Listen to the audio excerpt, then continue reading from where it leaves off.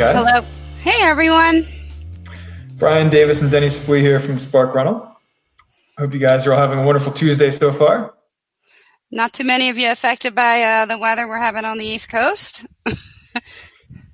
Yeah, Deni was just telling me that, cars were being blown over like 20 minutes from where you are. I mean, yeah, crazy.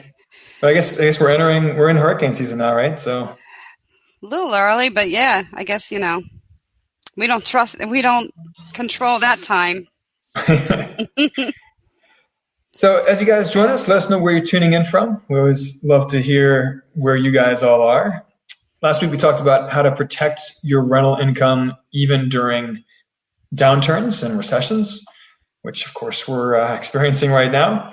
And today we are continuing that theme. We're talking about credit in recessions and why and how to protect your credit in economic downturns, and why it's more important than ever during recessions to have good credit. And many of us don't get it until we're in it. Well, that's the thing about credit, is that by the time you think you need it, it's too late, right? I mean, you have to have it prepared before you need it. It's kind of like insurance. So yeah, by the time you think about it and say, oh yeah, I want to use my credit, it's a little late to go out and build it at that point. Absolutely. So Brian, start off and tell us why credit is. I mean, there's some obvious, but there's some not so obvious. Why is it so important to have that good credit during these downturns? Well, so especially for real estate investors, during downturns, credit tightens up. The credit markets all tighten up. Lenders tighten up because banks are worried about people defaulting, right? Mm-hmm. So they tighten their standards. But it's not just the fear of defaults. It's also that banks don't just have endless money sitting around waiting to lend out. I mean, they keep a certain amount in cash reserves, but most of the money that they lend, they actually raise from outside investors. So during downturns, those outside investors, they all pull back themselves, right? They're all worried about crashes. So they pull their money out of investments like loans, and they put it in cash and gold and commodities and other so-called recession-proof investments. Which, of course, mortgage loans and other types of consumer credit, those are not recession-proof by any stretch. Mm-mm. So, long story short, credit markets all tighten up during recessions, which makes it much harder to get a loan, even if you have good credit. And if you don't have good credit, then forget it. You're not. No one's going to touch you during a recession. In good times, the lenders loosen up some, and money is a lot easier to borrow. But during recessions and economic downturns, no one wants to lend money to people with bad credit because there's too much risk and not enough upside. So, what do you say often? This is the time to buy real estate. Often, I mean, recessions bring good deals. Yeah, I mean, not so much yet in this particular recession. No. Real estate prices are up. They are. But generally speaking, and even stocks are up. I mean, the S&P 500 is positive for the year, if you can believe that. But generally speaking, during recessions, asset prices drop, right? Which is just common sense. There's just less money in circulation. There's more fear about asset bubbles and about asset prices dropping. So in general, during recessions, you can find better deals. You can score deals on stocks. You can score deals on real estate and investment properties. We haven't seen that as much in this particular recession. We did see that stock market collapse earlier this year, followed by a pretty quick recovery. A lot of people think that we will see the stock market drop again, myself included. But we may not have seen the full impact of this on real estate prices yet, to bring it back to real estate. And even nationwide averages aside, you can find good individual deals. You can find a lot of distressed sales you find more distressed sales during recessions because people are in more trouble financially, right? I mean, there's higher unemployment rate, and there's more opportunity for distressed sales and finding deals that way. But you need money to buy them, right? And since credit is tighter during a recession, you really need to have either good credit or a lot of cash. And most people don't have several $100,000 in cash just sitting around collecting dust. So, so you need good credit if you want to take advantage of some of the opportunities that come up during Absolutely. recessions. So, Deni, let's talk for a second about first of all, how do you protect your credit score, even if you see a drop in your income? How can you protect your credit score during a recession? I mean, without stating the obvious, you want to make sure and cut any excess spending so that you're not forced to put more on credit cards, because a lot of us do that. We want to maintain our lifestyle even though the income has gone down, and we just say, oh, we'll just throw it on the credit card, and when things get better, we'll pay them off. But it doesn't always work that way, and then you're really in a big snafu. So it's best just to put those credit cards away, cut your spending so that you're living minimally. And it is possible. We see it all the time in the FIRE movement. I love hearing the different ways people cut out certain things like Starbucks and all kinds of stuff that we all think are necessities, but they're really not. And there's tricks that you can use to cut it down.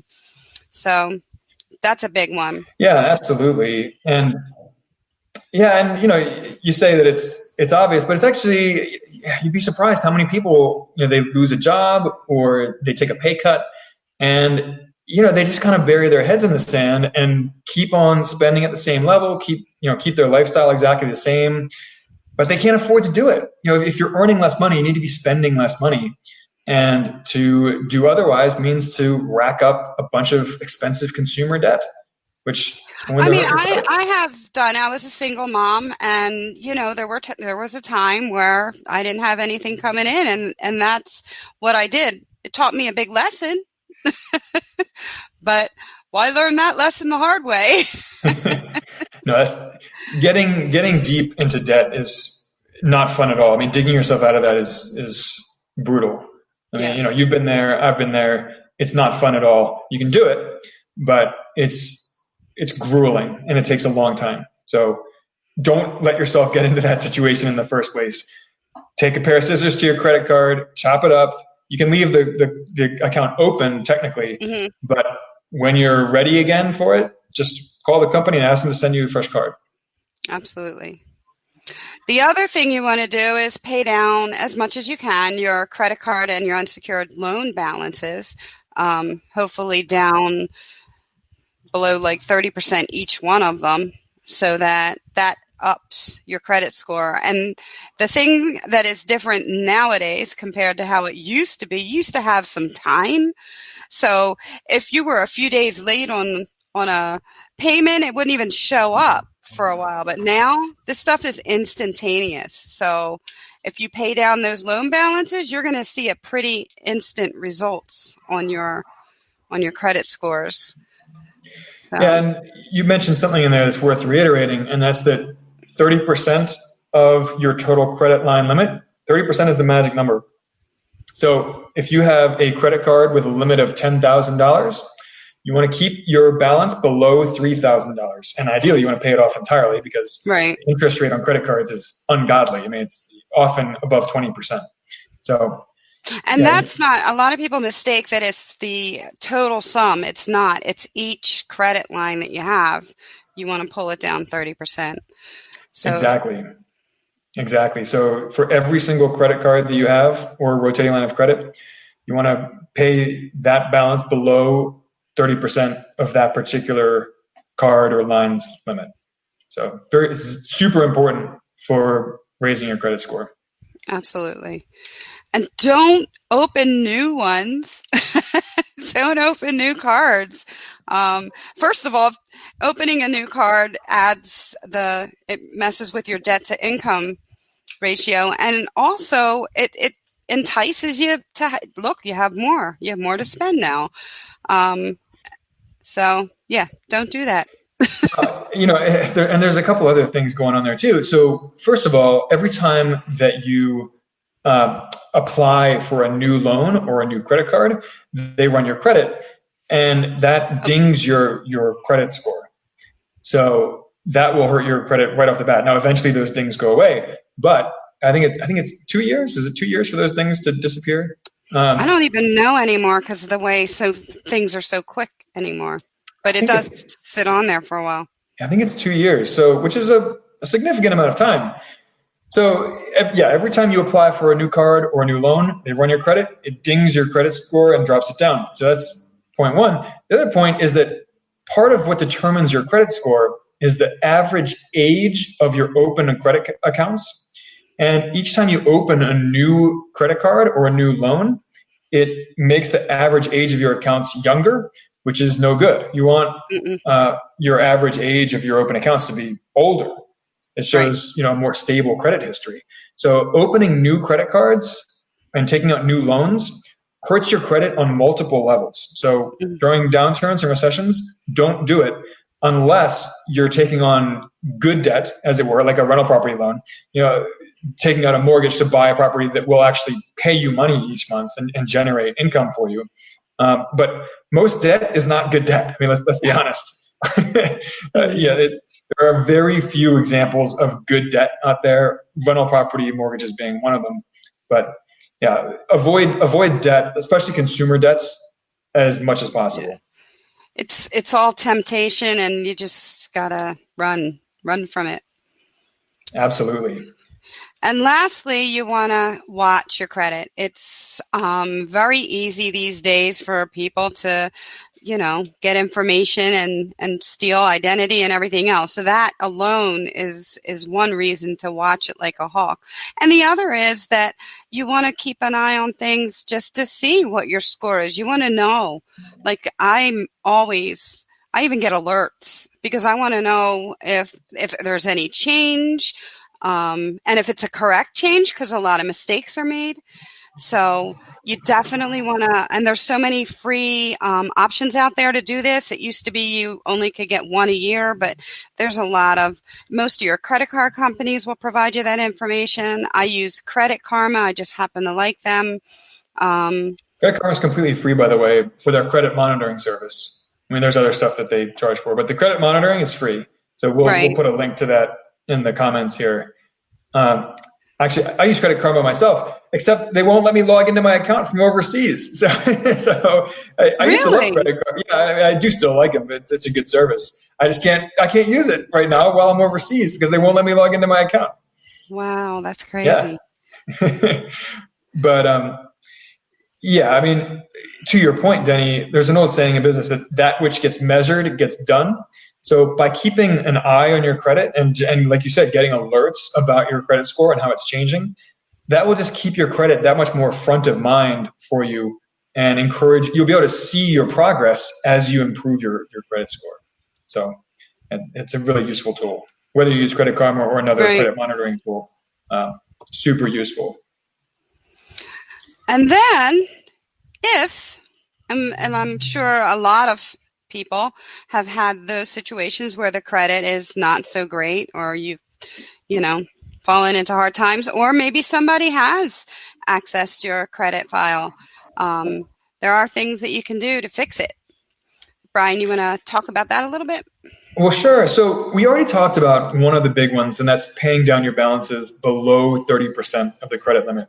It's just worth reiterating there. But the most important thing that you can do to improve your credit is paying your bills on time every single month. Every bill, every month on time. Because it's late payments that do the most damage to your credit. So we recommend setting up automated payments to go out for all of your bills to take place every time you get paid or one of your paydays. If you get paid every 2 weeks and you have monthly bills, then just pick one of your paydays and set up automated payments to go out every single month so that you don't have to think about it. It doesn't take any willpower. You don't have to remember it. It just happens in the background automatically, and you have on-time payments, all of your accounts done for you. Absolutely. Now, Deni, you actually alluded to this a minute ago about how many errors are out there on people's credit reports. You'd be amazed how often the credit bureaus get this stuff wrong. and people are always surprised by that. But the fact is, they are literally trying to process and track billions of transactions across hundreds of millions of people's accounts every single month. So they're going to mess up. I mean, just the sheer volume of transactions that they're trying to track and associate with people's accounts every month. They make mistakes all the time. I mean, I heard a statistic a little while back that it was something like a quarter of Americans have errors on their credit reports. Wow. And most of them don't even know it. So again, use a service like Credit Karma, or you can start by going to the annualfreecreditreport.com website to pull your free report. But run your credit report, review it, check it for errors, because there may well be some errors on there. And you can challenge them. It is not that hard to do. It's intentionally easy. Right. By law, Congress actually passed a law requiring it to be super easy and straightforward. So, and do it immediately. Like, don't wait. Don't say, oh, maybe it'll come off next month. Don't, just attack it immediately.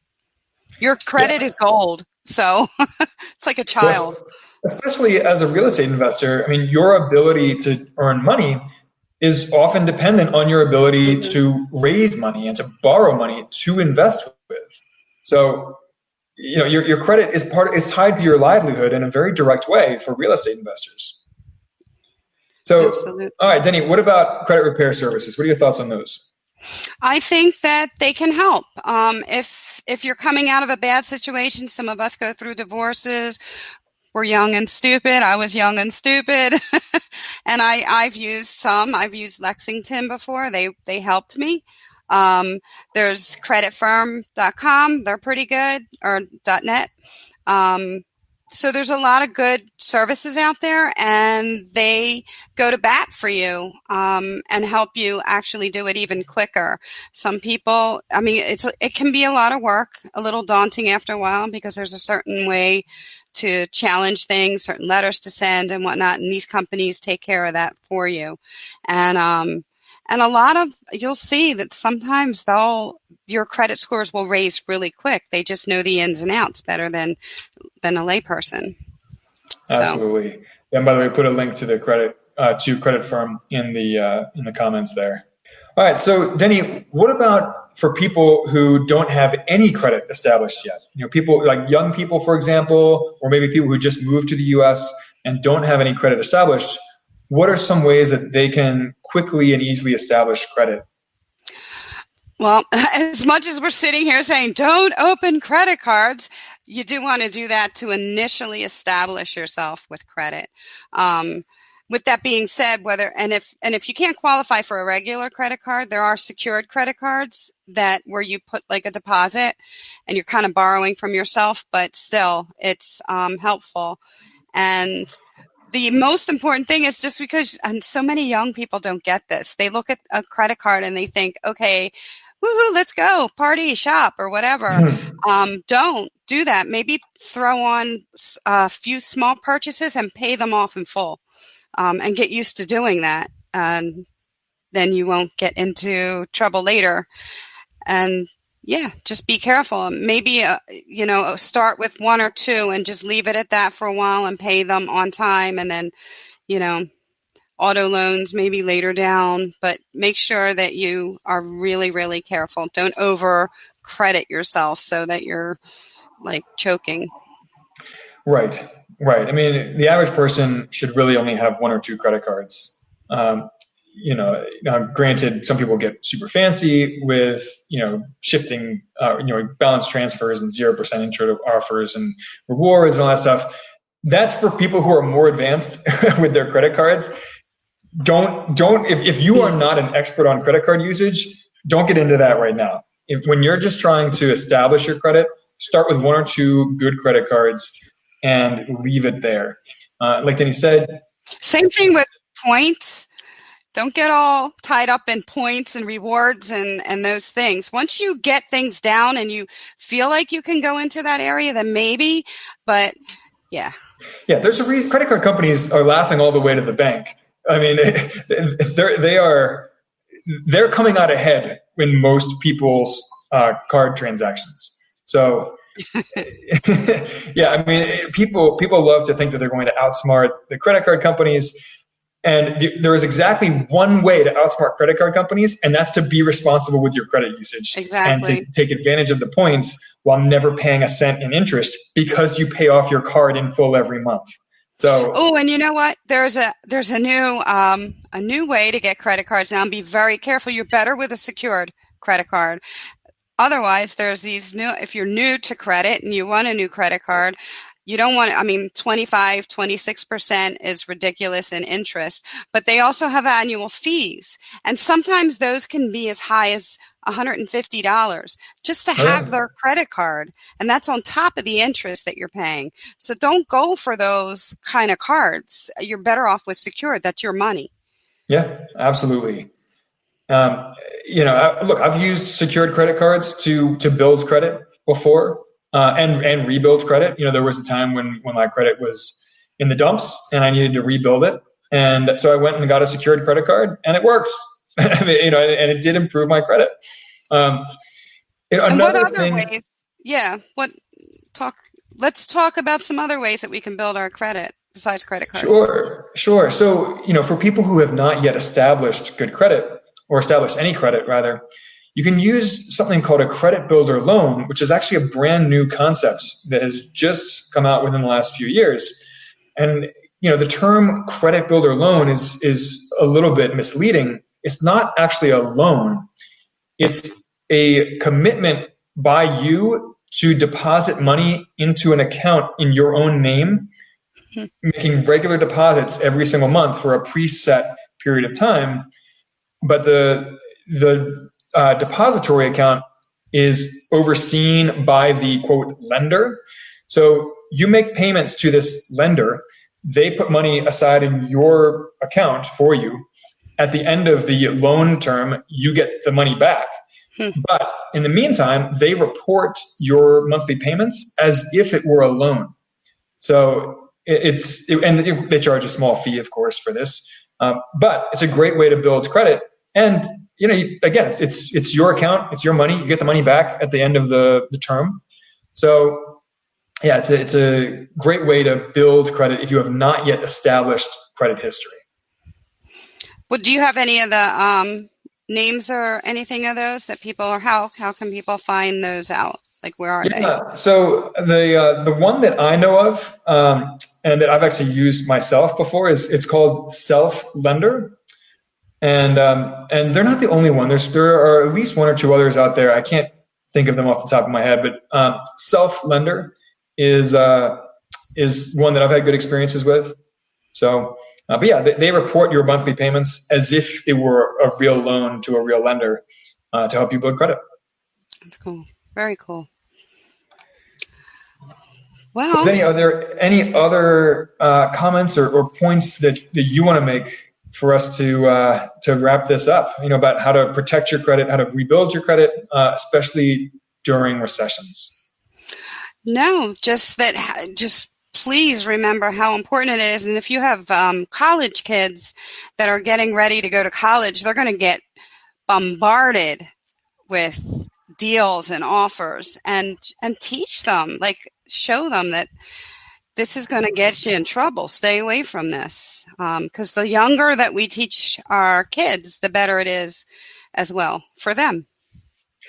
Yeah, I mean, I love that point. It's a great point that they don't teach personal finance in schools, right? I mean, if you want your children to become financially savvy, you need to teach them. You need to be very intentional about teaching them fiscal responsibility and personal finance and tax strategies, investing strategies, all that good stuff. That's up to you to teach your kids, because they're not going to learn it anywhere else. So. No, my kids were just joking. We were all together Sunday, and they were joking. And I didn't even remember I did this, but I did. I used to assign. I didn't just give allowance. My kids had to earn their allowance, and they said, "Yeah, we had to do different chores," and but it taught them that's how it works. You work, you get money, or you're smarter with money, you get more money. Unless you're financially independent, and then you don't have to work for money. Right. But you got to start somewhere. You have to start somewhere. I mean, the money has to come from somewhere initially, and it comes from working. So, All right. Well, we're going to wrap it up, guys. But let us know what you want to hear about next Tuesday. We're on every Tuesday at 2 o'clock Eastern, 11 a.m. Pacific, to talk about real estate investing, property management, financial independence, retiring early, passive income, personal finance. So we will see you guys next Tuesday, 2 o'clock Eastern. Have a great week. All right. Bye.